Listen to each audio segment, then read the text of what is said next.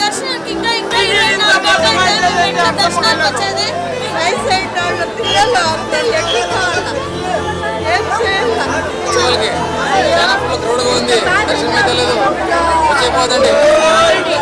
ఏం చెప్పేది. నిన్న నైట్ 7 గంటలకు వచ్చింది. 7 గంటల నుంచి ఇంకా క్యూలోనే ఉండము. ఇంకా ఎంత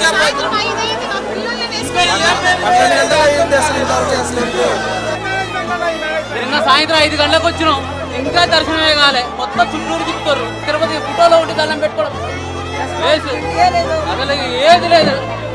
మేనేజ్మెంట్ కాదు, ఏమీ లేదు అసలు.